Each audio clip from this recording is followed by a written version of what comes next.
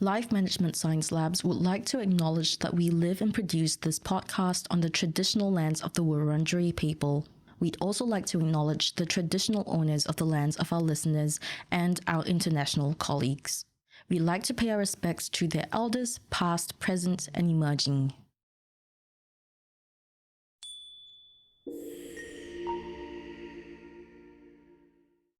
Hi, and welcome to Reloscope, the Relationship Science Insights podcast produced by LMSL, the Life Management Science Labs. We are champions of life management science, providing structured insights informed by science and inspired by practice on key aspects of conscious living. Each week, we bring you scientific and practical insights on each element with the expert knowledge of professionals in the field. I'm Marie Stella, your host from Melbourne, Australia. Let's start the show. Hey guys, and welcome back to another episode. I'm your host, Dina Sargeant. Now, marriage is always a fun topic for me to talk about, so I'm really happy that I get to take over today's episode. Now, when it comes to today's topic, especially, I had to Google how to pronounce it. And in the last couple of days, as well as this morning, I've been practicing it on the train and wherever I could to make sure I didn't mess this up. But we're looking into how understanding you and your partner's Enneagram help in your marriage and relationships. Joining me today is founder of Reflections Counseling and Coaching Center and author of The Enneagram in Marriage, as well as other publications, Christa Hardin. Thank you so much for joining me, Christa. Thank you so much for having me, Dina. It's such a joy to be here with you. And you pronounced it really well. I know, I was going to say. You did it. I'm so happy that I did. Now, from your studies and masters in clinical psychology, how did Enneagrams find its way into your practice? Well, I have a passion for not just couples work and have always had that passion ever since I was literally a little girl. So about 10 years in, I had been doing these laborious couples assessments and digging so deep into 5 or 6 different hard, heavy hitting assessments. And MMPI, MBTI, FIRO-B, TAT, to name a few for those people out there who are clinical, and then putting them all together in this very expensive assessment package. And even after all these assessments, sometimes I was still left wondering, and it was just so heavy and taxing for my clients. And one of my fellow therapists, who I really respect, allowed me a second look at Enneagram when she said, you know, Christa, have you taken the test? And like yourselves, maybe I'd heard of it, but I hadn't dug in. And when she said that, knowing how good she is at what she does, and she's like, I think it would really help your couples work, I did give it a second look. And not going to lie, I haven't looked away since, because it really helped to replace and, of course, assist with all the other marriage work I'd been doing. And it got so deep so quickly into what couples issues were that it was more nuanced and narrow and elegant as a tool to get me what we all needed, which is, of course, couples to have relief and closeness. So it was a beautiful intimacy development tool for couples. And that's what just kept me there. No, it sounds like an incredible, and I have been Googling it and looking into your website as to what Enneagrams actually are. And there are a lot of misconceptions that are out there that's sort of like, oh, it's combined with zodiac signs, it's combined with your birth month, it's combined with all of this, but it's a completely different idea. It's a completely different, it's not based on anything that you're born into, but it's based on how you sort of respond to situations and how both couples, both partnerships respond differently. So for people who don't know, do you mind talking about what Enneagrams actually look into?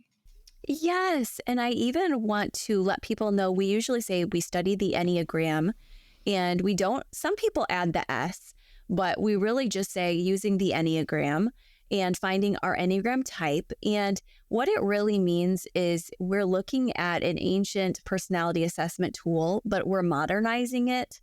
And it's a very layered tool that has started with ancient geometric figurings. If you look back at some of the desert fathers and mothers, if you look back at ancient geometry, literally from Platonic figures, from Plato, you will find that there are all kinds of people. Even Hippocrates had an entire system for trying to assess and develop personality types. So this tool looks back and says there's about 9 different types. And as you said, no future foretelling, just here's what the 9 types usually look like if we could parse out what the different temperaments are. And it's very helpful because there's also a lens for looking at them that I think is unique as compared to some of these other assessments I mentioned. And that is that the Enneagram looks at not just the traits of each personality type, but also the deep wounds of each type. And of course, as I said, we've had modern psychologists and psychiatrists also take a look and help with this as well. So it hasn't just been in the hands of ancients. It's continued to develop over centuries and even millennia so that it can now be this robust tool.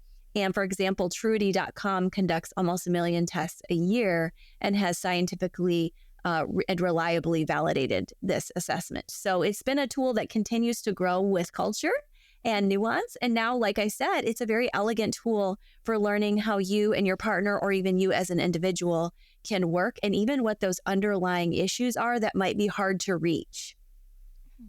Now, that's a great and very great description onto what we're talking about today. And before we get deeper into it, I'd love to get to know some of your recommendations, as well as maybe some of your interests, and find out a little bit more about you. To start off with, what do you like to do in your spare time, sort of outside of the professionalism that you sort of bring to the show today? Thank you. Such a great question, because therapists and helpers need their self-care so much, because we wear a lot of emotional hats all day long with our clients and if couples are fighting. So I love to have my spiritual time in the morning. I also love to have time at Pure Barre.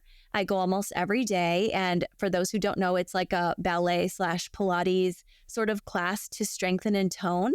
But they also have some weightlifting class and some high intensity classes, as well as the basic barre classes. So my daughters and I, they're teenagers, they love to go with me. I also have a son, so I am always carting kids around too, but the girls help me. And so I really feel like between those things and hanging with my husband, we have a date night every week, and also walking through trails and reading books. These are some of my favorite things to do in the world.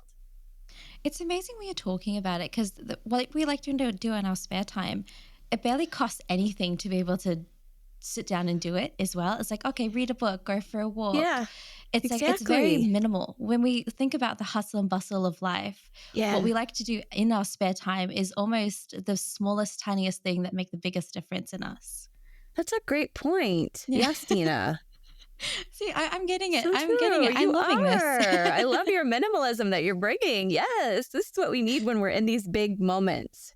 Yeah, exactly. So when it comes to books, what kind of interest do you have in terms of genre that you like to read?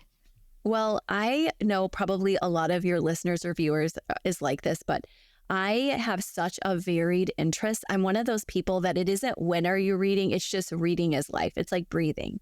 So to say what I specifically find myself in time and again, outside of psychological and marriage and relationship research, which I'm always in, I also enjoy, as I mentioned, spiritual reading, and I love Jane Austen and J.R.R. Tolkien. So hugest Lord of the Rings and Jane Austen fan out there. So I am just so happy. Maybe some of your listeners are like this too, but just to get inside of Pride and Prejudice, Emma, The Hobbit, obviously the Lord of the Rings. And these are just my jam because they're so deep and they have such rich meanings, but they also have fun, playful times as well. Yes, no, I agree. I think I've read up to the second book of Lord of the Rings. I absolutely love it. I am waiting till I can afford to get the third book, because in my bookstore it is always the most expensive thing every time I go there. So I'm waiting to get it. Yes. But Jane Austen is a book that I feel like I can always fall on. Pride and Prejudice is probably one of my biggest rereads. Oh my gosh, all the time. Yes. Isn't that true? It's so peaceful and fun and witty. Yeah. Emma is the one when I feel like I want to be a little bit sassy in some days where I'm like, I need someone who's going to argue with everyone. You are hilarious. Yes, and she has such a fun banter, and her father is such a character. So have you noticed that in her books, there's often these side characters that are so interesting too? Yes, I feel like we need a book of just the side characters, of just like how they sort of deal with life and deal with situations. So no, I 100% agree. That's so good. So when it comes to movies as well, do you have a similar genre of interest when it comes to film?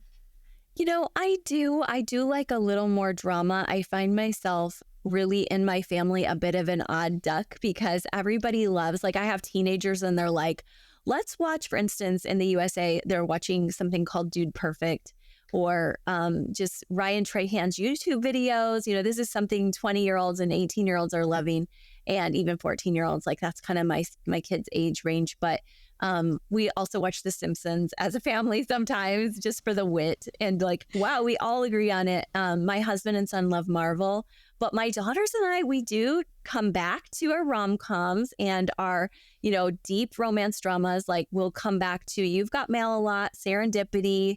We really come back a lot to the BBC version of Pride and Prejudice and Emma. And we also like the Keira Knightley version of Pride and Prejudice as well. So you will find the girls and I and Gilmore Girls deep into fun series. Are you like that too? Yes, hands down. That is like I think my sister and I, when it was the mid-semester break for me from uni, we spent the whole week just watching all the Jane Austens. And then we recently got into North and South as well as another BBC. Yeah, I haven't seen it. Film. You have to see it. That is the best. It's the most whippy, like, film series that comes in. It's like an episodal kind of thing that BBC did. And I absolutely am in love with it because you hate every character until you absolutely fall in love with every character at the same time. So it is, if you like Jane Austen films, then that's definitely where I would recommend you go and start looking into. Oh my gosh, we appreciate that so much. We don't want to get tired of the rest. So yeah, we have to get a film buff to another. We have to sort of share ideas and what we find. Yes, we do, especially when you're so similar. Yes, exactly. Like I could easily get down in Gilmore Girls. I think I rewatch it when the Year in the Life came in. I think I waited until 3:00 in the morning our time for when it came out. And my sister and mom and I, we all sat there and watched it the entire night. Oh my gosh, that is so fun. I love that you have that like I do with my girls. Yeah, no, yeah, we do that every time my mom comes to visit. That's the three of us who are always just sitting there. Oh my gosh, I love that. And I also love This Is Us. And my husband will watch that too. That one we're through now, but that's a really deep one. Yes. No, that's too deep. I can only get through a couple of episodes at a time before I'm just like, I think that's enough now. Yeah, exactly. That's for me like, whoa, you're hitting really heavy. And I already did this at work today and maybe a little bit at home. So we're good. Yeah. I have to start getting my partner into watching Jane Austen with me because he knows that that's exactly where I go. So Pride and Prejudice is my go-to film. So now I'm like, if you want to understand me, you have to understand the film. You do? Oh, this is good homework for him. Yeah, exactly. Yep. So how about when it comes to podcasts? Do you listen to podcasts on the regular, and what kind of genres do you really look into? Well, I myself have a 2 times a week podcast that I host called the Enneagram and Marriage. Wow. So I'm often preparing for mine. And I am also really enjoying listening, of course, to other psychology podcasts. I like Personality Hacker for Myers-Briggs. They do a beautiful job. Mm-hmm. And I also love a podcast by Emily Freeman called The Next Right Thing, just because it's quirky, it's fun, she's deep, she's soulful, and it's lovely to find somebody on the journey of life who has a high value for authenticity and kindness and compassion and spirituality. And she has all of those things, but she's a really deep thinker who loves and appreciates everybody. So she's a great one to hold your hand and remind you of something beautiful about each day, but also give you those depths. So I do love hers too. I love the podcast that you can just disappear into for a little bit. You just sit there and you can feel yourself sort of running away throughout the day, just sitting there and listening to it. Because I think it's important to just not do anything sometimes and just to sit there and listen to something that isn't music, that isn't trying to feel anything, but it's also trying to find something more in yourself. Yes, to resonate with your soul. I love that too. Exactly. And then of course the fun, true crime, Lazy Genius, anything like that will also get us away. But like staying close to my side of compassion and kindness, it's like, okay, I'm going to listen to Emily Freeman. Okay, perfect. I'm adding that to my list because I haven't actually heard of her. So I'm going to be looking into that straight after this today. Oh, yay. I'm so glad. Sometimes people tell me on my podcast, you are a little bit like her. And so I'm like, oh, that's how I found her. You've got the perfect podcast voice, so I'm not surprised. Oh my gosh. So I was telling you that before. You do too. So I love that you guys do this here. There you go. Perfect. We're both hyping each other up. Even before the Yes. recording, we still hyped each other up. Yes, we did. It's real. So I hope that you're all warmed up for answering the harder questions that we're going to be looking into today. Absolutely. So relationships is a pretty big word, especially when it comes to the different types of relationships we find ourselves in sort of on the day-to-day basis. How would you go ahead and describe what a relationship is? It could be in any sense of the word that you find it. Yeah, I think it's people relating with themselves or someone else on an intimate level. When we're talking about a dyad, I think we most often are. When we talk about pairs, I think that we are really allowing ourselves to say in a marriage, there's two people who are learning all the ins and outs of how to get emotional, physical, soulful care with each other, and also to find their own boundaries within that. So really, relationships has this personal dimension as well as this soulful direction and dimension with your partner. So I think they're beautiful. And of course, we relate also to family and friends on intimate levels too, but there's nothing that really touches that bond you have with a life partner. Yeah, I've never found it interesting until I found myself in a relationship and sort of building that idea of, okay, I can actually rely on them and know that they only think of me and I only think of them. Like we're both very much in that space where we can easily feel like we're growing ourselves, but also allow each other to fall back on each other when times get a little bit stressful. Yes. Ooh, that's wonderful. I love that. I love to liken it to like Abraham Maslow's hierarchy of needs, and you're climbing the mountain together. And you guys sound like you're doing that. And sometimes you have to climb back down the mountain a little bit when you fall down a bit. No, 100%. So we spoke a little bit earlier about your book, The Enneagram in Marriage. What are some of the key findings based on in terms of the research that sort of went into that book? Well, I really was fortunate to get to work with Truity.com, who I mentioned earlier has such a depth and a wealth of Enneagram research, and to learn about each type from them in relationship too. They've been so generous to share with me some of the love styles that each type has and the patterning. So I, of course, was able to incorporate that as well into my book. And that was a 55,000 person study. But I also was able to, I have over 30,000 followers on my Instagram, and I was able to really do some great quantitative and qualitative research, both with high numbers of people and also just conversational research to really hone in on what people of each distinctive type like in terms of love. So all of that went into my book, my Instagram, my website, enneagramandmarriage.com, like all these different spaces where I've shared my freebies, my research, my podcast. So I've had over 1 million downloads on my podcast, and there's a lot of people who are investing in sharing back with me on what they've experienced. So the relationship research is very deep. And so now when I post anything on Instagram and such, people are always like, how are you reading me so well? And I'm like, because I have had so much feedback. Like there's almost no question at this point. No, it's amazing when I do see, because I did also look at your Instagram as well, and I did sort of see a lot of posts that did resonate, that I sent a couple into my partner as well. I'm like, can you imagine you reading that? And he was very much like, yeah, that really sounds like you. That really sounds like how you deal with situations. And I forgot actually what the post was, but it was so in depth and so detailed at the point where I was like, wow, okay, that was pretty amazing.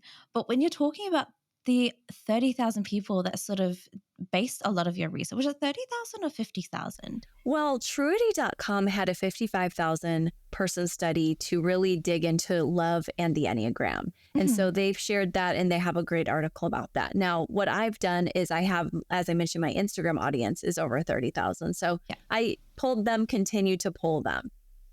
Okay. So yeah, that 30,000 people, they must have been so responsive. And so the questions might have been exactly what you were wanting or they were wanting to answer. And you knowing what questions to ask as well, I think is just as important as them knowing which answer to pick, because there's so many different questions I can ask and look in so many different ways. How did you find the right questions to sort of ask in order to build that research? Well, I was able to, and so thankful that I have a practice that I've moved from coaching from my clinical. And I really love asking and answering questions in the sessions. And so oftentimes the questions come right from those moments, like, what's causing you conflict lately? And that's what I'm hearing every single day in and out of sessions. What's making your heart ache? What do you love to do for fun? How do you like to be intimate with your partner? What are the ways, and it's always the feedback I'm getting from sessions in my live week in, week out for 20 years now of doing couples work. So it's not hard to think of the questions because they're facing me daily. And they usually do revolve around conflict, sex, communication in general. And so I just continue to ask those questions in different ways on Instagram, sometimes with a poll, often with a question sticker. Sometimes people even are kind enough to write a DM to really go into depth. And it's just neat to see, like you said, often even just in the comments, somebody saying you nailed it. And I'm like, okay, it is not a magical formula, as we both said earlier. It's literally just, there's so many people sharing that we can start to really do some more than guesswork. No, that's perfect. And you mentioned a little bit earlier about the 9 different types of Enneagrams. Do you mind talking a little bit through about what those different types are and how they sort of relate to relationships? Yes. So each personality type has its own strengths and areas for growth, as well as its own sort of point on the Enneagram. And it really is a multifaceted test and assessment. So I'm going to give the most basic layer. And if you're interested, as I loved hearing that you were, you can dive a little deeper. But even at the most basic level, I think we're going to gain a lot. So is it okay then if I go through the 9 types, like you said, and I can just briefly share about each one? Yeah, no, that's perfect. Okay, perfect. Okay, so I'll go in order. Type 1, we go through numbers, but you can also use titles, is often called the improver. You might even hear it as the perfectionist. As you can imagine, this type is very detailed and nuanced. And if you're in a relationship as a 1, oftentimes you're working to make yourself and your partner and the world better. And it's a beautiful personality for that. Now, sometimes 1s really struggle, usually, with feeling right and good. And so in a marriage, sometimes if their partner says you did something wrong, they don't often want to admit it because they're like, that's like, I'm not perfect, like, then I'm bad. And so 1s need a lot of reassurance in relationships, like everyone's going to make mistakes, everybody deserves grace. And that's their big relationship growth work to do. Now, type 2s make the world better by giving and helping generously. Many therapists and coaches are 2s. In fact, I just did an interview with one for my podcast from London today. And she's like, I'm sure all the helpers are 2s. And they're not all, but it's a really good type for nursing, teaching, therapy. Often usually the ones that are the happiest when they're in a relationship. 2s are just so generous, but oftentimes their biggest struggle is that they deal with this concern of like, I have to be the giver, or like, I have so much pride in the fact that I'm the giver and I do it the best. And so they have to work on humility, and they also have to just rest. And that's a very humbling thing to process, that I even processed with a crying 2 today, a different 2. And she's like, it's so hard to let go and to just trust that I don't have to do it. Now, 3s are achievers and performers. You see a lot of 3s on podcast hosting, on television shows. You see a lot of 3s on stages of all kinds, and they're very, like 1s, precise, but not quite as perfectionistic. They can cut corners a bit more. They're very goal and chart oriented. And in a relationship dynamic, oftentimes their partner feels like, after all you're performing, you have nothing left for me. And sometimes that 3 is like, I don't even know if I feel loved or worthy if I'm really me because I'm wearing all these other masks all day. Bit of a chameleon. Now, type 4 is a creative individualist, and they are very melancholic as well. So they can go into the depths with people, go into that dark night of the soul space, and really love their people with the closeness that it takes to really say, I'm here with you on the lowest points of your life. Now, what's hard, as you can imagine with this, is it's exhausting at times. They get very lost in their depths and can be very doing inhibited or envious of others. who get moving a bit quicker. Now, fives are the investigators or the researchers, and they are people who are often more introverted. Sometimes you find them in a tech field or an engineering field or inventive fields. I also like the title innovator for fives. And often they're very good at clarifying systems and synthesizing. So I really enjoy knowing that this personality cares deeply about their family or partner, but in a different way that often looks like creating a safe and secure base versus all the affections emotionally all the time, although some can be. So it's a nice thing to see that, but also they struggle sometimes with competency at their levels of unhealth, or even wondering, will I have enough energy to be in a relationship with all I have all my tabs open mentally? Very mental type. Another mental type is our sixes. Sixes are very good at troubleshooting and loyalty. They're also skeptical of things that they don't fully understand, and they will research like fives, but they will go more towards troubleshooting even more than research. They will make sure that they can get all their ducks in a row. They're that person on the airplane who has the bag with everything, and they are the most courageous. But when they're not in their element, they can become the most fearful. And that cowardice can keep them from the relationship, or even spinning out into these obsessive desires for planning can stop the relationship from functioning well.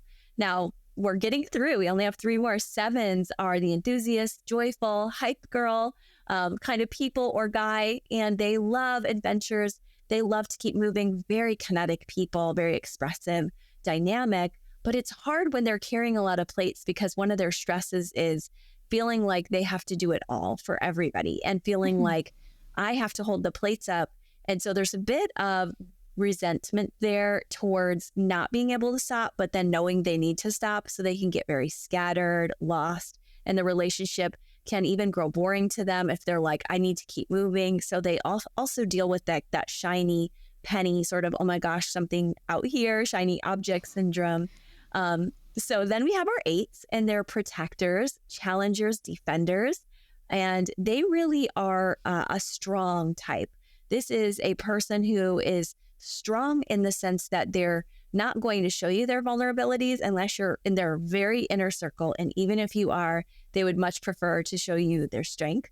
But they have very soft centers, and that's why they're so protective of that space. You can think of them as leaders of all kinds, generals, people who are also for the downtrodden and underdogs, and also almost tireless. So they really do need rest, and they really do need to allow themselves that space to come into relationship and not just be leading a relationship or a crew. You often hear that from people with eights, or like, they barked out orders to me, and I would rather feel like I'm not afraid of them.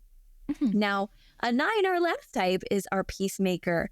And 9s also can be thought of as diplomats, harmonizers. They're very good at reading a room and figuring out how to solve solutions and really help others. And they're very thoughtful and considerate, and just really don't want anyone to be harmed. And so they often are thinking so much about others and merging with others in that peacemaking way of like picking up on others' feelings, that they can also forget themselves, and they can sort of fall asleep to their own needs, desires, and wants. And also wear that mask a bit of sloth, where they are like, I'm just going to go rest. I'll take a nap again, and maybe just numb out on TV or food or whatever it is, or just stare at the wall instead of coming into their virtue of right action.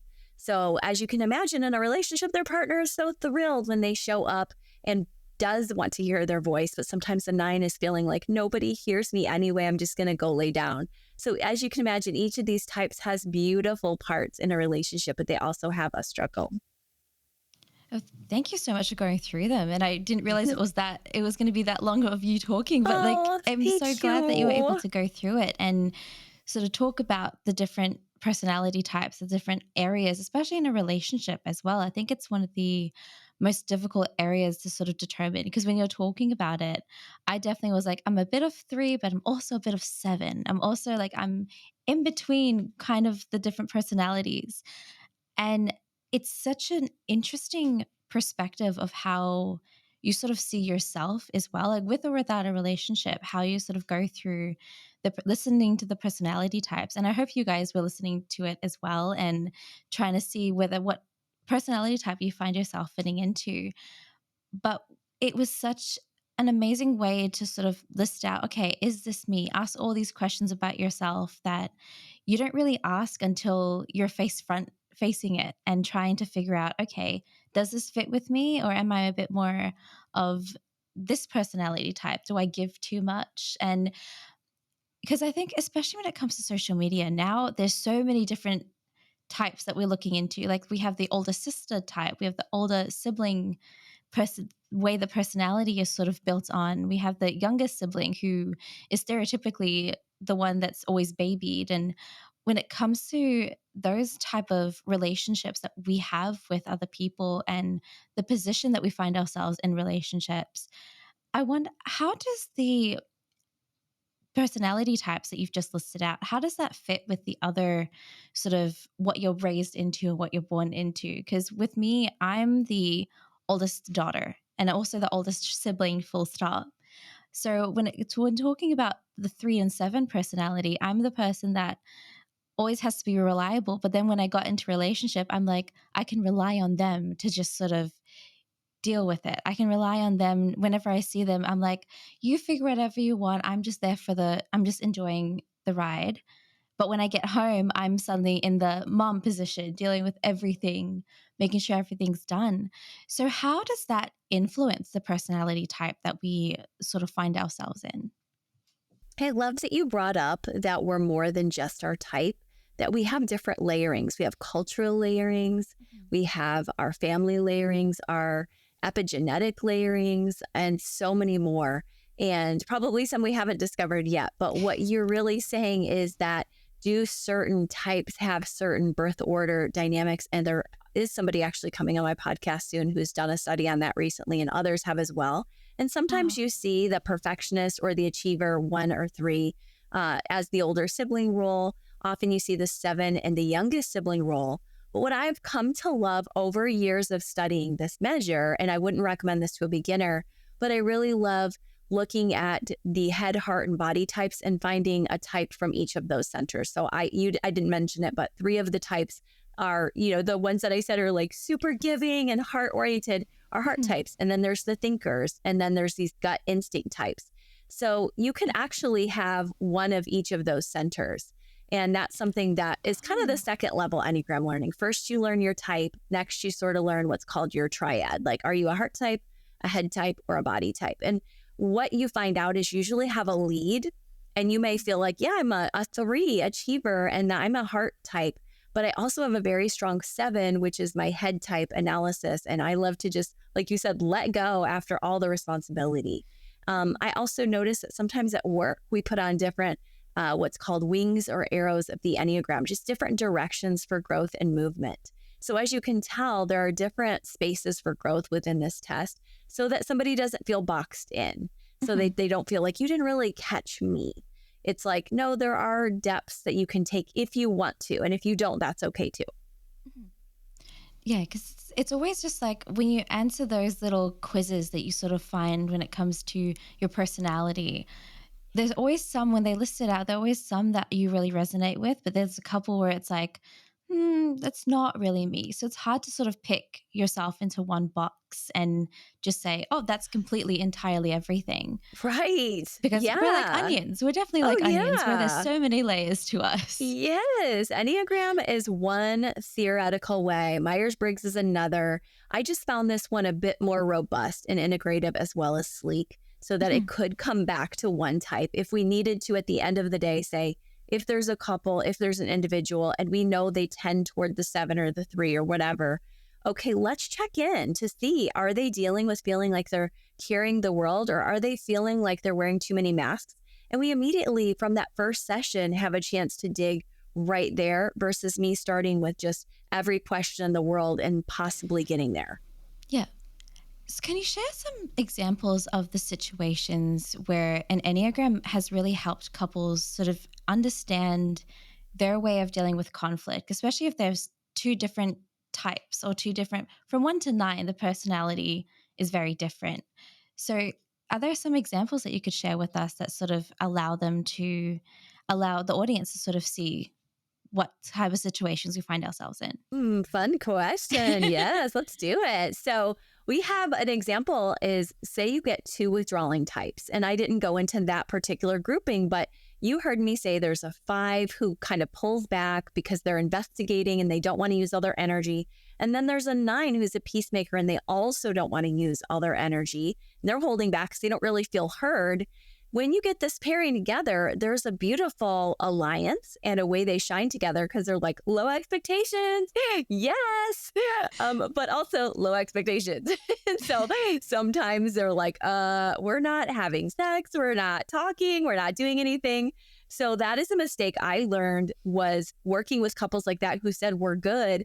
And then they're like 3 years later calling you raging, like we're roommates. We don't even care about each other. And so I've come to learn that when you get 2 withdrawing types in a bond, you need to check in and regularly do your relationship research. Even with those who say we're good, it's like, no, because you're not really relating. Now, another firebrand couple would be when you have 2 assertive types, like that big personality performer 3 we keep coming back to, along with that 8 protector, defender, leader, militaristic even sometimes. And when those 2 come together, I have a visual of like a rocket launching. And they're usually a big couple who's maybe dynamic. They're maybe owning a gym together, owning a large corporation, or will be someday. And they're just killing it out there. But because they both like to be front and center, sometimes the spokes are running so hard and big that there's a lot of fighting, aggression. 1 3 came on my podcast. She was so funny. She was married to an 8. She said they met as children. And he came into her room and started playing with their toys, and they were ramming their little kid trucks together, even as toddlers. And I'm like, she's like, we still do it today. So that is a good example. And then of course you get a lot of mix and match, and you still have like 1 aggressive and 1 less so. You're going to see these types line up in all kinds of ways. And interestingly, the least likely pairings are those that are exactly the same, because we do tend to try to work with people who will grow us. Even as much as it's hard work, usually we do find somebody who will challenge us to try new things and learn their way of seeing the world. No one's surprised with this whole opposites attract thing, right? No, I feel like opposites attract is such a underrated, but also the one that you see the most commonly in relationships as well, where it's like, for me and my partner, I'm very much a outspoken, really talkative, can talk all the time, and he'll sit there and listen. And he'll sit there and listen to everything and also add his own opinion to things. I'm basically been teaching him the Taylor Swift lore that's going on. Oh, yes, with the new album coming out, which is now out by the time this episode airs. Probably, yeah. Yes, so I've been teaching him the whole folklore lore that was coming in. Yes. And he sat there and listened to it, asking questions, asking all about it. And it's something that he wouldn't find himself even caring about unless it was with me.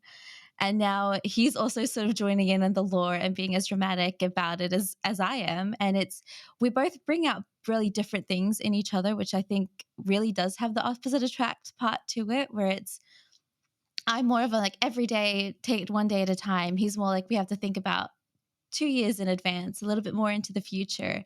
And sometimes it's the lack of communication for us, of me knowing that it's coming from a good place from him, but also me like, I don't want to think that far into the future.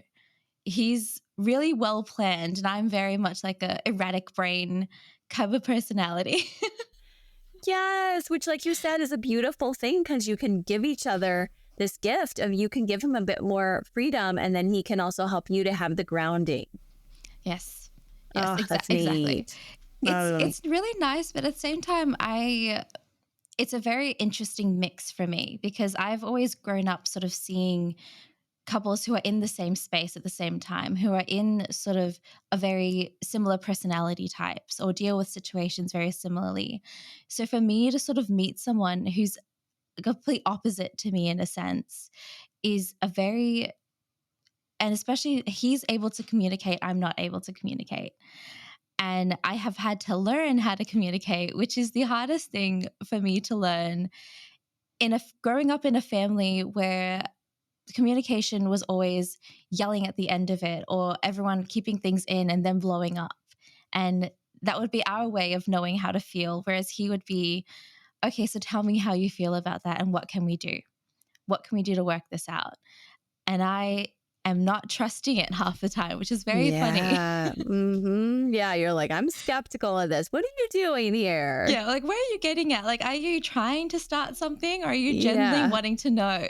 Yeah, and he does want to know, it sounds like. He has some of that type 5 investigator planner in him, and he's like, I do want to know, genuinely. Yeah.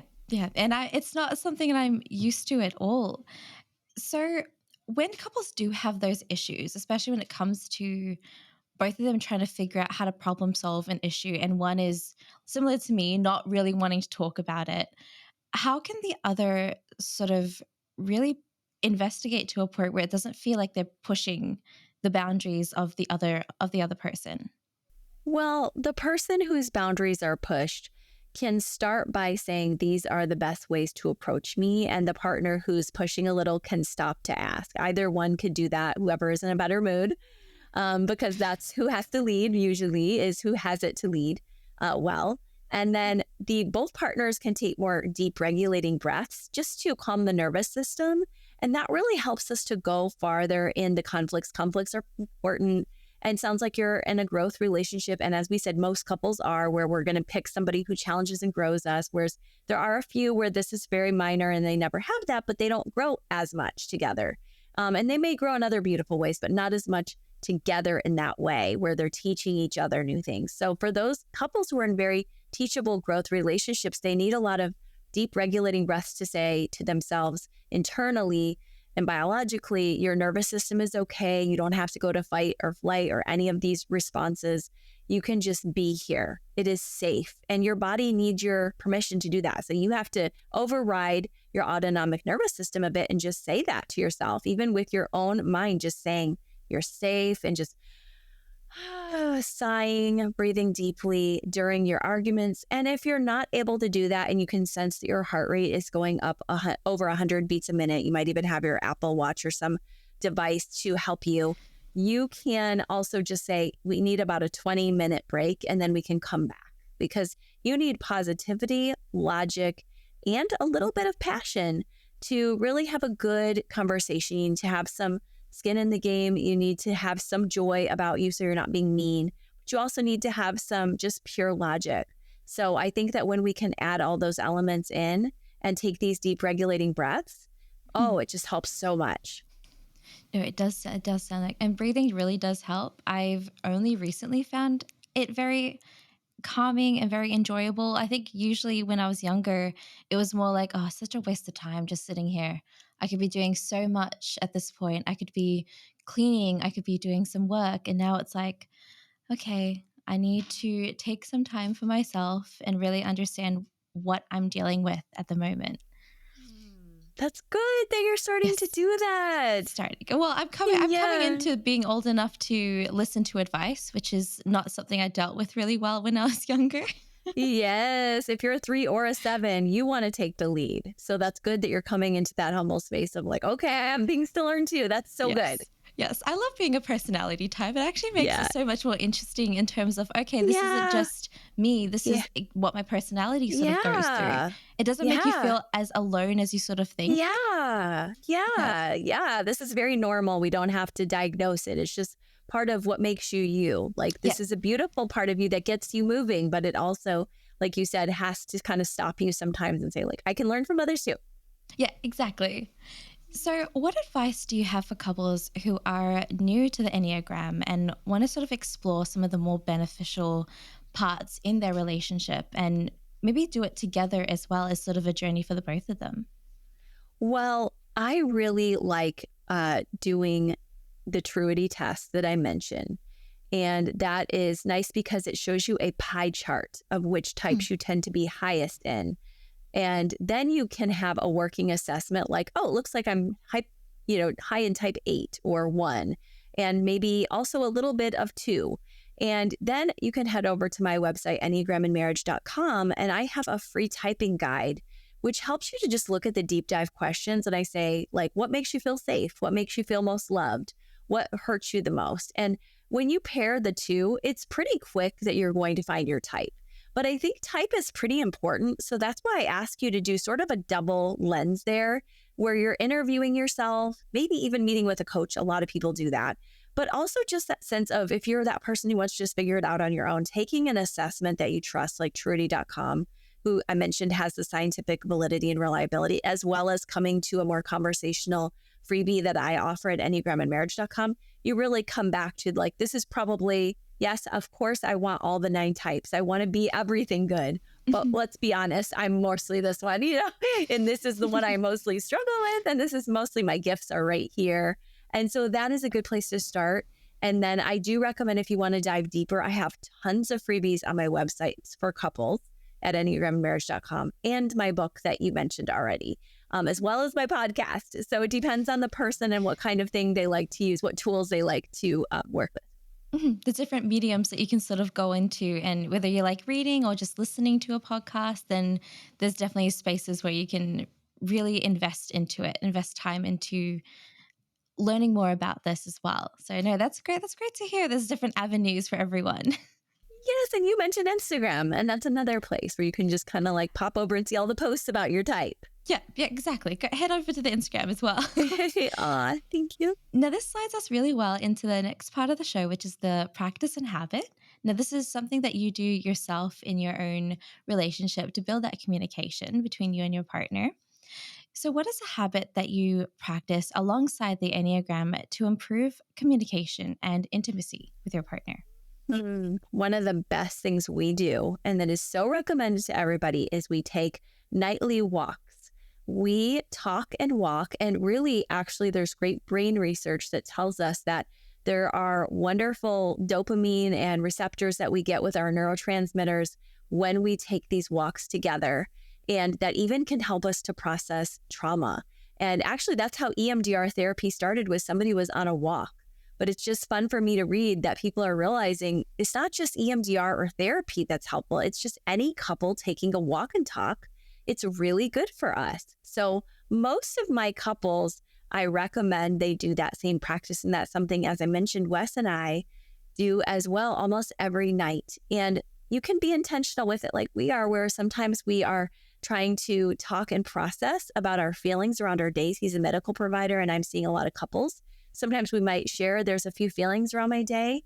And most of the time we try to look and see the world and just not be in our heads all the time, but now we're in our bodies. We're looking at the sky, the animals.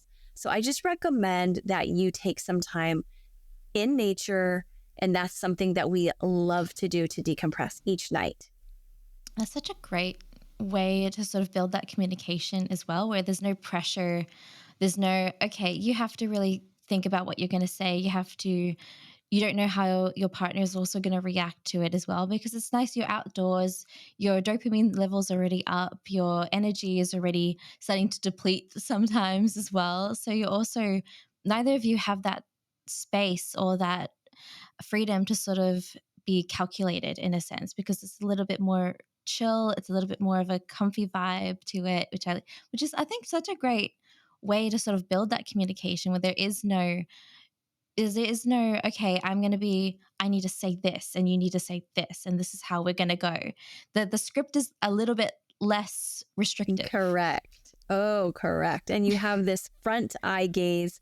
And as we said, we're learning eye gaze matters a lot, apparently. And so just being able to not stare with this fierceness into each other's eyes in that moment is so nice. And of course, there's other great rituals like date night, sexual intimacy that we practice as well. But I really think the walk and talk is probably the best for all couples in terms of just how to communicate on a daily basis. And of course, if you can't do that because the weather, we know systems are all over the place, it doesn't have to be every day, but when you can, and it could be inside of a large department store even, where you're finding a place to have a good conversation.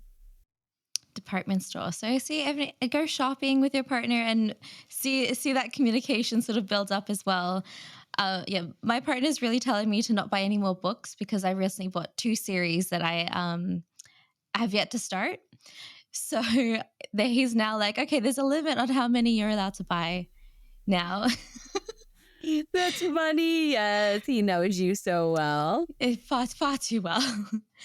So how do you think that this practice of you sort of going on that routinely walk, how do you think that's impacted your home and family life as well? It just brings so much peace to our family because our kids can see that we're having the healthy time of processing. Many couples are divorcing in my era, mid 40s. Also, there's another pocket of divorces in late 20s. A lot of people are scared to get married at all now. Marriage rates are reducing because people don't know about these tactics for self-soothing. So I'm just happy to show this to my kids. And we'll say, Dad and I are going on a walk. And often we say, you're welcome to join, but our kids know, even from a young age, sometimes whether they were in our jogging strollers or now when they're alongside, my son is scootering ahead or behind, we're going to keep pulling them into conversation. We're going to keep chatting just the two of us. And so they're getting to notice, like, most of the time it's light and fun, but sometimes they're seeing us also work out a conflict, and they can learn how to do that too, which we already said, it's a regulating way because you're breathing, you're moving, and you're activated. But of course, take breaks when needed. And I think that walking is just one of the many good things you could do in your family for, communicating well. Yeah, no, that does sound to really have an effect as well, where it's like you're not also arguing in front of them, I think is another thing as well. If there's something that you need to work out, it's like, okay, we're both going to go for a walk. We need to talk. We need to leave the house for a little bit. And then that's where you can continue to communicate in a way that the both of you have to learn in different ways. So you're not facing each other. There's no blame set upon each other as well. So it does really seem to make a difference the more that you're talking about it. It does. And it's a little safer, obviously, than a drive or a restaurant setting. It's like you can do this, obviously, in a coaching or counseling setting. And it's so helpful sometimes when you're like, let's say you've done a lot of walk and talks, or you're in a season of winter and you can't get to your counselor or coach, even if they're online, because then you have another safe venue and they regulate you. They co-regulate you with their affect, with their tonality, and they help to moderate. And you can now talk in ways that you don't normally get to. So that's another way you can do it if you can't do the walk and talk. Yeah, no, I think there's so many ways to sort of find the path that works for couples as well, especially when it comes to situations where you can't sort of determine it yourself. You can't really talk without arguing, especially if you've grown up in my household where you can't really, there's no regulation of emotions in the house. Yeah, exactly. You're like, I need other solutions. Yeah, exactly. So this leads us really well into the open mic. This gives you a chance to talk about anything that you are passionate about, or maybe something that you want to talk about on the show today that we didn't really get time to go in depth about. So in the last minute or so, I'd love to give you the floor and share what's on your mind with us today. You are so kind. Well, I love to think about and talk a lot about books, as we said. So I think that if I could ever recommend a good book, like as I mentioned at the beginning, like I've been reading constantly since I was a kid, I would say that it's so good to take time in when you get in your big, heavy relationship. Like, even if you don't like Jane Austen, you don't like these heavy books like Dickens or Tolkien, like I just want to recommend that people, in addition to walking, take some time to really discover what kind of literature suits them. There's now audiobooks. That's something I'm passionate about too, is, I got to give my eyes a rest sometimes too. So just doing that helps me a lot as well. And I think that's just something that's in and through my life every day. There's also free library apps. I was going to tell you in the USA, I don't know about there in Australia, but your partner might really love that too. It's just like, reminding. So I often see like, oh, your book is ready. So I'll do library apps, trips to the bookstore, just ways to connect and learn and discover. But that's something I riff off all of the time. And of course, you mentioned something else lastly that I'm super passionate about, Taylor Swift music. So whatever you and your partner or just you love, just taking some time to enjoy that on a drive, on a walk. Oh my gosh, isn't that so fun? Yes, driving in the car on a long road trip, on a long drive, and listening to Taylor Swift and playing that whole album. Is how you can sort of disappear in, and him watching me sing along to the car, and him just trying to understand what it is I see in Taylor Swift. Yes, he's fascinated. He's observing you. It's really great to sort of have that connection as well, where it's like they're teaching you, you're teaching them something, and sort of have, I will say that a lot of books as well are available on Spotify if you do want to sort of listen to the audiobooks. I think I was listening to Dolly Alderton's new book as well. I think Good Material, that's on Spotify. Yeah. So there's so many different ways that you can, doesn't cost you anything. It's not like anything that you have to buy. There's that freedom to just always just listen to something as well if you prefer audiobooks. Yes, and I'm sure many people here do. So that is good. And I love hearing that too. Yeah. Well, perfect. Then there you go. There's another new recommendation. Yes, thank you. Awesome. We have so much in common. I'm going to check it out. I know, definitely. And North and South as well. Don't forget. Yes. Okay. Thank you. I am there. So thank you so much, Christa, for coming on the show today and for sharing a lot about Enneagrams and how that sort of builds in relationships and deals with the couple conflict that sort of comes in and how to also deal with couple conflict. Now, if our listeners want to find out a little bit more about you, is there a place that I can send them to? I think the very best space is enneagramandmarriage.com, the website. I have it all there. Okay, perfect. Now, again, thank you so much, Christa, for coming on and for talking about this. I've actually learned a lot, and I'm definitely going to go take that quiz straight after this and probably give it to my partner to take as well, as maybe we can figure it out. And yeah, thank you so much for coming on. Oh, I'm so happy to be here. Thank you so much for having me, Dina, and everybody. And I hope you guys learned just as much as I did when it comes to Enneagrams and relationships and building that communication. And also go for a walk with your partner. That is going to be the last final piece of advice I think we'll both share with you today. Thank you. You are absolutely on point. Go have that walk and allow for fun and maybe a bit of depth too.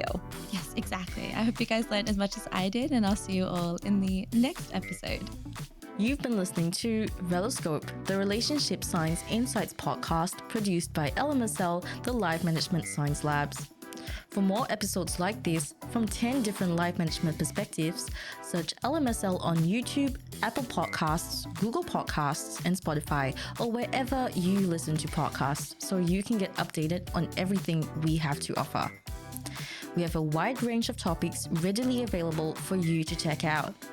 If you enjoyed this episode, please consider rating our show, sharing it, and subscribing to our channel as it helps us grow and bring you more quality resources.